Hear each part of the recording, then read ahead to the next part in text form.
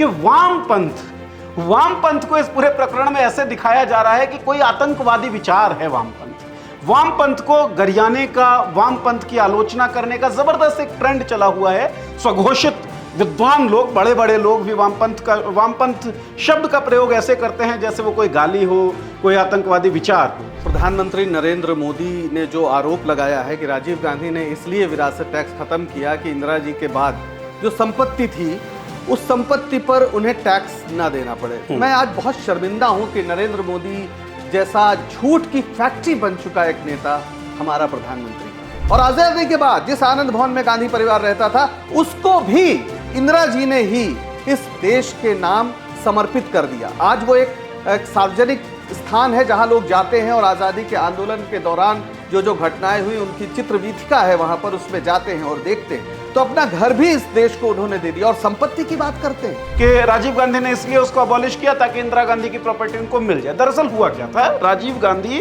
प्रधानमंत्री थे, VP Singh finance minister थे, और जब इसको अबॉलिश करने की वो बात करते हैं तो वीपी सिंह ने कहा है कि गैर बराबरी को खत्म करने के ऑब्जेक्टिव से हम स्टेट ड्यूटी एक्ट लाए थे। उस वक्त की सरकार उसको लाई थी 1953 में, लेकिन गैर बराबरी को दूर करने का जो ध्येय था वो पूरी तरीके से सफल नहीं हो रहा है। जाहिर है, आपने सुना होगा कि सामाजिक न्याय सम्मेलन में राहुल गांधी ने अभी कहा कि सामाजिक न्याय उनके लिए राजनीतिक मुद्दा नहीं, उनके लिए जीवन का मिशन है। और इससे वो लोग परेशान हैं जिन्होंने मोदी के सहारे, यानी मोदी के प्रधानमंत्री रहते जो उनकी नीतियां हैं उसके सहारे अकूत संपदा इकट्ठा की है, और दरअसल उनका ही मंगलसूत्र है जिसे प्रधानमंत्री मोदी अपने गले में लटका के घूम रहे हैं। और उन्हें लगता है कि ये मंगलसूत्र न छिन जाए, क्योंकि असली सुहाग तो वो है, क्योंकि मोदी जी ने जहां पे मंगलसूत्र पहनाया था उसकी ओर तो कभी पलट के देखा नहीं। तो ये जो मंगलसूत्र का रिश्ता है, जो कुछ क्रोनी कैपिटलिस्ट और प्रधानमंत्री मोदी का रिश्ता है, उसमें एक बड़ी दीवार बनकर राहुल गांधी खड़े हो गए और ये बताना चाह रहे हैं बार बार कि इस देश के 90% लोगों के हाथ में कुछ नहीं मिला, उनके हाथ में कटोरा थमा दिया गया। इस समय बेरोजगारी 45 साल के सर्वोच्च शिखर पर है। नमस्कार दोस्तों, क्या आपको भी लगता है कि आपके घर की प्रॉपर्टी छीन ली जाएगी और छीन कर किसी और को दे दिया जाएगा? क्या आपको भी लगता है कि आपके घर में जो महिलाएं हैं उनके मंगलसूत्र सुरक्षित नहीं है, क्योंकि वो मंगलसूत्र भी छीन लिए जाएंगे और किसी और को दे दिए जाएंगे? अगर आपको ऐसा लगता है तो मैं आपको आगाह कर दूं, आप कोरोना से भी ज्यादा संक्रमणशील वायरस के शिकार बन सकते हैं। उसकी गिरफ्त में तो आ ही गए हैं। यह वायरस कौन सा है? यह वायरस है झूठ का वायरस। और इसको फैला कौन रहा है?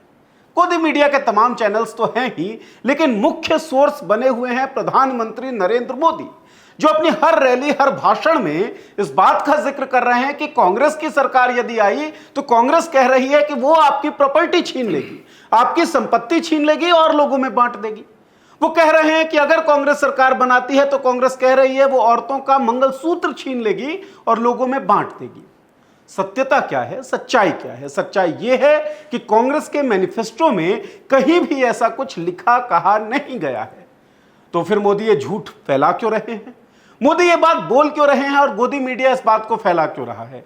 तो गोदी मीडिया फैला क्यों रहा है ये बहुत ज्यादा अहम बात है नहीं, क्योंकि गोदी मीडिया ने पिछले 10 सालों में जो भी काम किया है वो वही किया है जो मोदी बोल रहे हैं उसको आगे फैला दीजिए। ना तथ्यों की जांच करिए, ना तर्कों की जांच करिए। सैम पित्रोड़ा ने एएनआई को एक इंटरव्यू दिया। उन्होंने यूएस में चल रहे इनहेरिटेंस टैक्स की बात की कि यूएस में एक ऐसा प्रावधान है, और लोग उछलने लगे कि देखो देखो कांग्रेस कह रही है कि भारत में भी ऐसा कुछ होगा। एक सामान्य समझ होती है भारत में कांग्रेस के मैनिफेस्टो में, अगर आपको कोई एनालिसिस चाहिए तो कांग्रेस के जो पदाधिकारी भारत में काम कर रहे हैं आप उनसे बात करें, कांग्रेस के नेताओं से बात करें। ओवरसीज कांग्रेस को देखने वाला एक व्यक्ति अपना एक ओपिनियन रखता है, वो कहीं के टैक्स सिस्टम की एक बात कर रहा है और उसके आधार पर प्रधानमंत्री नरेंद्र मोदी और गोदी मीडिया उछलने लगती है। तो ये हो क्यों रहा है, ये पूरा डिजाइन क्या है, ये समझना जरूरी है। हो इसलिए रहा है कि एक चरण के चुनाव हो चुके हैं और चुनावों में जो एनालिस्ट बात कर रहे हैं वो ये कि उदासीनता रहा चुनावों में, और वो उत्साह है नहीं बीजेपी के कार्यकर्ताओं में या वोटर्स में जो पहले देखने में मिला है। पहले चरण के जो चुनाव हुए हैं वो उसमें बीजेपी पिछड़ती हुई दिख रही है। कांग्रेस का सामाजिक न्याय का जो नारा रहा है, या कांग्रेस लगातार जिस तरीके से ऑपोजिशन की बात हम करें, जिस तरीके से सामाजिक न्याय को लेकर आगे बढ़ रही है, बीजेपी के लिए ये खतरे की एक शुरुआत कही जा सकती थी और पहले चरण ने उसको स्थापित भी किया। तो उस कारण से क्या हार की आशंका में नरेंद्र मोदी ये बात कर रहे हैं? एक और सवाल है, इस चर्चा में हम लोग करेंगे, डॉक्टर पंकज श्रीवास्तव हमारे साथ हैं, कि वामपंथ को इस पूरे प्रकरण में ऐसे दिखाया जा रहा है कि कोई आतंकवादी विचार है। वामपंथ को गरियाने का, वामपंथ की आलोचना करने का जबरदस्त एक ट्रेंड चला हुआ है। स्वघोषित विद्वान लोग, बड़े बड़े लोग भी वामपंथ शब्द का प्रयोग ऐसे करते हैं जैसे वो कोई गाली हो, कोई आतंकवादी विचार हो। ये सब क्यों हो रहा है, कैसे हो रहा है? इनहेरिटेंस टैक्स जिसकी बात हो रही है, भारत में उसका क्या अस्तित्व रहा? पंकज जी, ये तमाम बातें तो चल रही थी, सबसे मजेदार या फिर मैं ये कहूं कि सबसे खतरनाक बात जो हुई कि इनहेरिटेंस टैक्स की बात बीजेपी के इकोसिस्टम ने शुरू की, तो उनको जवाब मिलने लगा सोशल मीडिया पे कम से कम कि भाई ये बात तो जयंत सिन्हा भी कर रहे थे, अरुण जेटली भी कर रहे थे जो आपके नेता थे। उसके बाद लोगों ने कहा कि इनहेरिटेंस टैक्स की जो आप बात कर रहे हैं स्टेट ड्यूटी के रूप में, भारत में ये टैक्स लगता था 1985 तक। वो तो राजीव गांधी की सरकार ने, वीपी सिंह उसके फाइनेंस मिनिस्टर थे, और उन लोगों ने स्टेट ड्यूटी को अबॉलिश करवाया, स्क्रैप कर दिया। तो इनहेरिटेंस टैक्स की बात चली। जब ये फैक्ट आ गया लोगों के सामने कि राजीव गांधी ने अबॉलिश किया, तब नरेंद्र मोदी आज एक रैली को संबोधित करते हैं और कहते हैं कि राजीव गांधी ने स्टेट ड्यूटी को इसलिए अबॉलिश करवाया ताकि इंदिरा गांधी की प्रॉपर्टी उनको मिल जाए, उसमें से उनको टैक्स ना देना पड़े। क्या लग रहा है ये चुनाव किस दिशा में जाएगा, और ये जो विमर्श हैं सारे वो किस हद तक और जाने वाले हैं? पहली बात तो प्रधानमंत्री नरेंद्र मोदी ने जो आरोप लगाया है कि राजीव गांधी ने इसलिए विरासत टैक्स खत्म किया कि इंदिरा जी के बाद जो संपत्ति थी उस संपत्ति पर उन्हें टैक्स ना देना पड़े। मैं आज बहुत शर्मिंदा हूं कि नरेंद्र मोदी जैसा झूठ की फैक्ट्री बन चुका एक नेता हमारा प्रधानमंत्री है। इतिहास लिखेगा इस बात को कि इतना झूठ। भारत का ध्येय वाक्य क्या है? सत्यमेव जयते। भारत के प्रधानमंत्री को तो झूठ शब्द से कोसों दूर रहना चाहिए, क्योंकि भारत की प्रतिष्ठा गिरती है उससे, लेकिन वो ऐसी बात कर रहे हैं। अरे भाई, इंदिरा गांधी के पास, आपको पता है उस परिवार के बारे में, उस परिवार ने अपना सब कुछ इस देश पर कुर्बान कर दिया। शहीद ही नहीं हुए इंदिरा गांधी, राजीव गांधी शहीद ही नहीं हुए। आप आजादी के पहले से देखिए, जिस समय अंग्रेजों के खिलाफ कोई कुछ बोलने को तैयार नहीं था, उस समय इलाहाबाद का जो आनंद भवन था वो उन्होंने स्वराज भवन बना दिया और उसको भारतीय राष्ट्रीय कांग्रेस का मुख्यालय बना दिया। यानी अंग्रेजों के सामने एक दुश्मन की तरह कोई खड़ा था तो वो स्वराज भवन था। और आजादी के बाद जिस आनंद भवन में गांधी परिवार रहता था उसको भी इंदिरा जी ने ही इस देश के नाम समर्पित कर दिया। आज वो एक सार्वजनिक स्थान है जहां लोग जाते हैं और आज़ादी के आंदोलन के दौरान जो घटनाएं हुई उनकी चित्रवीथिका है वहां पर, उसमें जाते हैं और देखते हैं। तो अपना घर भी इस देश को उन्होंने दे दिया। और संपत्ति की बात करते हैं, अरे जब 77 में इंदिरा गांधी हारी तो जयप्रकाश नारायण जो बहुत ही करीब थे, हालांकि वो विपक्ष के सबसे बड़े नेता थे और उन्होंने ही एक तरह से इंदिरा गांधी के खिलाफ या इमरजेंसी के खिलाफ उस आंदोलन का नेतृत्व किया था, लेकिन उन्हें पता था कि इंदिरा गांधी के पास कोई संपत्ति नहीं है। वो मिलने गए, वो रो रहे थे और इंदिरा जी से उन्होंने पूछा, जयप्रकाश नारायण ने, कि बेटी बताओ इंदु, घर खर्च कैसे चलेगा? उन्हें चिंता थी कि इन लोगों के पास कुछ नहीं है, सब कुछ इस देश को दे दिया है। और तब इंदिरा जी ने कहा कि पापू यानी नेहरू जी की किताबों की रॉयल्टी है, उससे हम कोशिश करेंगे घर चलाने की। तो ये उस परिवार की स्थिति है। अभी पिछले साल ही एक रिपोर्ट बहुत जगह छपी थी कि बिजनौर के कोषागार में 73 किलो चांदी जो इंदिरा जी को मिली थी, लोगों ने उन्हें तौला था, वो वहां के कोषागार में जमा है और उसको किसी ने भी गांधी परिवार की ओर से दावा नहीं किया कि इसे हमें दे दीजिए। कोई क्लेमेंट नहीं है। और उस समय आज उसकी कीमत उस समय आकी गई थी करीब 51 लाख रुपए, आज और थोड़ा ज्यादा होगी, लेकिन गांधी परिवार ने कभी भी उस पर कोई क्लेम नहीं किया। तो ये जो कहना है मोदी जी का, वो दरअसल शहीदों का अपमान करना है, झूठ की फैक्ट्री बन जाना है। और वो ऐसा क्यों कर रहे हैं? इसलिए कि ये बात खुल गई है कि वो लगातार झूठ बोल रहे हैं। विरासत टैक्स के नाम पर उन्होंने झूठ बोला और यह साबित हुआ कि दरअसल उसे तो राजीव गांधी ने खत्म किया था। और अगर एक टैक्स के रूप में उसकी कोई बात है, जैसे आपने सैम पित्रोदा की बात की, तो सैम पित्रोदा जिस अमेरिकी कानून की बात कर रहे हैं उसमें भी इमीडिएट जो फैमिली होती है, यानी पिता की संपत्ति बेटे को मिले, इस पर कोई टैक्स नहीं है। एक तो वो केवल 6 राज्यों में है, दूसरा कोई दूर का रिश्तेदार, मतलब बिना किसी विरासत के आप किसी की मौत हो जाती है और दूर के रिश्तेदार कई बार दावा करते हैं, उस पर टैक्स लगता हाँ, मतलब अलग अलग स्लैब बना रखे हैं, इमीडिएट हायर्स को क्या मिलेगा, सिबलिंग्स को क्या मिलेगा। और भारत में वेल्थ टैक्स है, और टैक्स की बहुत सारी, भाई टैक्स से ही सरकारें चलती है, बहुत सारे तरीके होते हैं जिससे टैक्स लिया जाता है। हम आप सारे लोग टैक्स देते हैं, अगर माचिस भी खरीदते हैं तो जीएसटी उसमें लगता है, मुफ्त में कुछ नहीं मिलता। तो ये कहना प्रधानमंत्री का कि विरासत टैक्स ये लगा देंगे, पहले तो ये देखिए कि क्या कांग्रेस के घोषणा पत्र में ऐसा कुछ है? जाहिर है नहीं है, वो झूठ बोल रहे हैं। लेकिन मैं एक बात दावे से कहना चाहता हूं कि प्रधानमंत्री के जबान से आज आरएसएस के उनके पुरखे बोल रहे हैं, क्योंकि जब जमींदारी उन्मूलन हुआ इस देश में, जब जमींदारों से जमीन लेकर पहली बार इस देश के दलितों, वंचितों, गरीबों को उसका मालिक बनाया गया, तो उसका विरोध करने वाले कौन लोग थे? आरएसएस के लोग थे। इस देश में बहुत सा ऐसा कार्यक्रम हुआ है, बैंकों का राष्ट्रीयकरण, उस समय भी ये लोग चिल्ला रहे थे कि बैंक वालों का पैसा ले लिया गया। बिल्कुल, इस देश में जिस स्तर की गैर बराबरी थी उसको कम करने के लिए बहुत से ऐसे प्रयास किए गए, और जिसका नतीजा है कि सन 50 से और 80 के दशक में गैर बराबरी इस देश में तेजी से घटी थी। और आज स्थिति यह है कि जो नई इन इक्वालिटी लैब की रिपोर्ट आई है वो बता रही है कि भारत में जो आय असमानता है वो अंग्रेजों के समय की 1922 के आसपास की स्थिति में पहुंच गई है। ये है मोदी जी का खराब है, उससे भी खराब है, मोदी जी का यह योगदान है।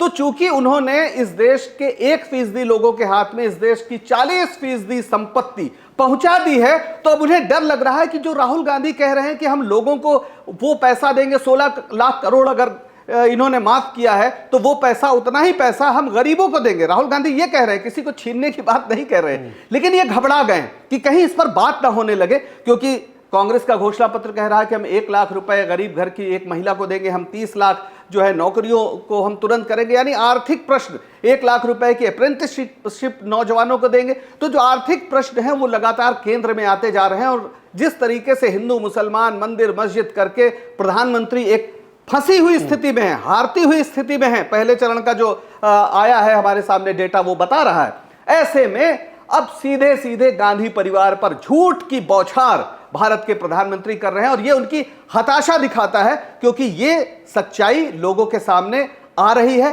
तेजी से आ रही है, कितनी भी कोशिश कर ले गोदी मीडिया के जरिए, लेकिन ये सारा कुछ सामने आ गया कि विरासत टैक्स का जो पूरा मसला था वो तो साहब अरुण जेटली भी, जो इनके वित्त राज्य मंत्री थे जयंत सिन्हा भी, यहां तक कि इनके आईटी सेल के जो चेयरमैन है अमित मालवीय, उन्होंने समर्थन करते हुए ट्वीट किया था, और मौजूदा वित्त मंत्री जो माननीय हैं हमारी निर्मला सीतारमण जी, उन्होंने भी इसका समर्थन किया। सर, आपने गैर बराबरी की बात की, इनहेरिटेंस टैक्स को लेकर जब ये झूठ का प्रचार हो रहा है, प्रसार किया जा रहा है मोदी के द्वारा, तो दर्शकों को ये बात पता होनी चाहिए कि इंडिया में स्टेट टैक्स के तौर पर इनहेरिटेंस टैक्स का प्रावधान था। ये आया क्यों था? 1953 में आया था गैर बराबरी को हटाने के लिए, क्योंकि वित्तीय गैर बराबरी, आर्थिक गैर बराबरी उस वक्त भी थी। उस वक्त के नेताओं ने सोचा कि इस गैर बराबरी को खत्म किया जाना चाहिए, तो स्टेट ड्यूली एक्ट लाया गया, जिसके तहत स्टेट एक्ट लगता था, स्टेट टैक्स लगता था। जब आप मर जाते थे तो आपकी जो प्रॉपर्टी बची, उस प्रॉपर्टी पे काफी सारे उसमें स्लैब्स बने हुए थे, जिसके आधार पे टैक्स कैलकुलेट होता था और वो दिया जाना था।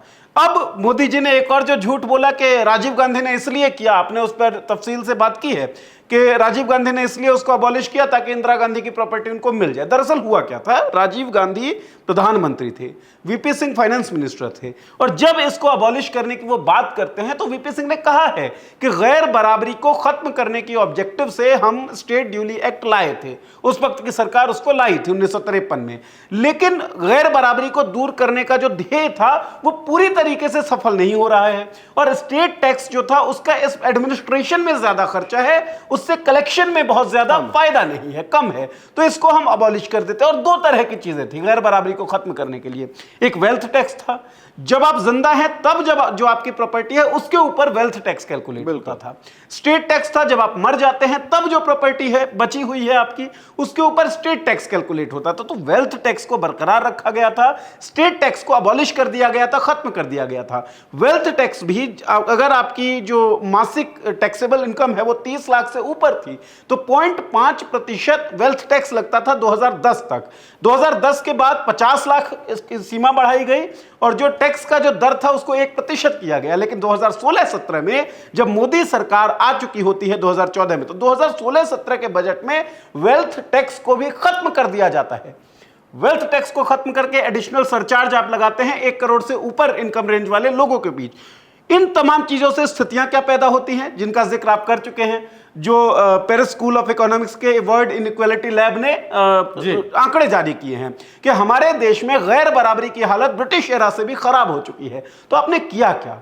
कुछ लोगों के हाथ में आपने देश के संसाधनों को सौंप दिया। 1% आबादी के पास 40% संपत्ति, जिसका जिक्र आप भी कर चुके हैं। यह स्थिति हमारे देश में हो गई थी, गैर बराबरी आसमान छूते जा रही है।